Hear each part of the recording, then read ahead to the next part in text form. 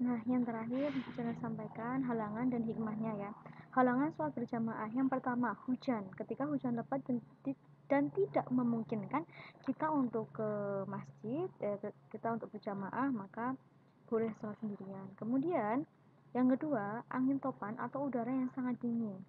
Nah, itu ketika kita keluar dari rumah itu bisa menyebabkan bahaya untuk kita.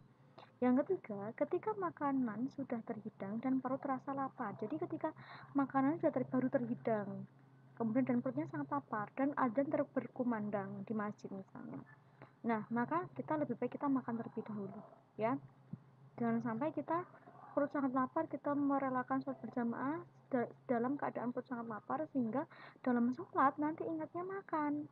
Tidak boleh, nanti nggak khusyuk, menghalangi kita untuk khusyuk kepada Allah. Kemudian 4. Ingin buang air besar atau kecil. Ini ya. Yang kelima, takut datangnya bahaya. Misalnya ada preman-preman atau ada apapun yang mengganggu kita ya. Dan yang keenam, dalam keadaan sakit. Yang ketujuh, setelah memakan makanan bau pada mulut, misalnya anak-anak habis makan pete atau jengkol. Nah, itu ya. Nah, itu bisa kita hindari, takutnya ketika kita jamaah ada yang terganggu oleh bau mulut kita. Itu. Nah, ini halangan sholat berjamaah.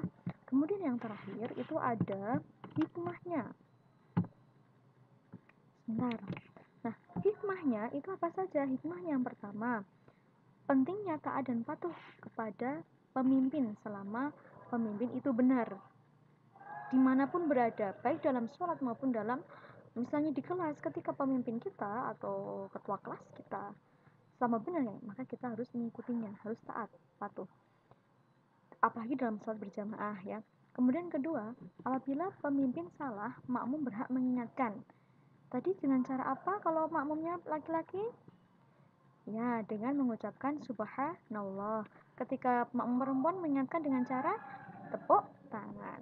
Pintar. Kemudian, sholat berjamaah itu mendidik kita untuk disiplin. As-sholatu ala waqtiha. Sholat di awal waktu. Lebih cepat, lebih tepat. Nah, di sini mendidik kita untuk menjadi orang yang disiplin. Itu ya, bukan orang yang menunda-nunda. Ujung-ujungnya nanti tidak bertanggung jawab. Kemudian menumbuhkan sikap sosial, tenggang rasa, saling menghargai antara yang satu dengan yang lainnya.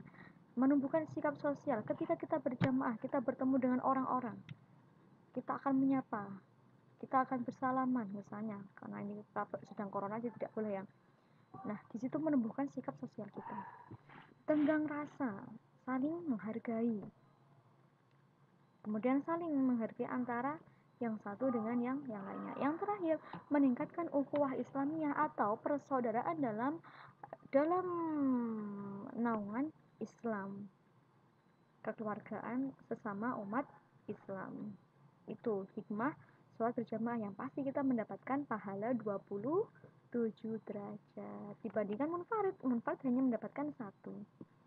Itu. Jadi anak-anak, kok saya kalau ke masjid sekarang nggak berani karena sedang covid dan sebagainya. Anak-anak bisa mendirikan sholat berjamaah di rumah bersama keluarga, bersama ayah, bunda, adik, kakak dan lain-lain. Itu ya. Nah, materinya cukupkan sampai di sini. Jika ada pertanyaan, silahkan komentar di kolom komentar, komen di kolom komentar Google Classroom atau melalui Japri. Ya, apabila ada kesalahan dalam berucap, misal ada kesalahan-kesalahan kata yang Bu Jana ucapkan, mohon dimaafkan dan mohon Bu Jana ditegur ya, misalnya Bu Jana tadi misalnya mengatakan ini di WA saja tidak apa-apa.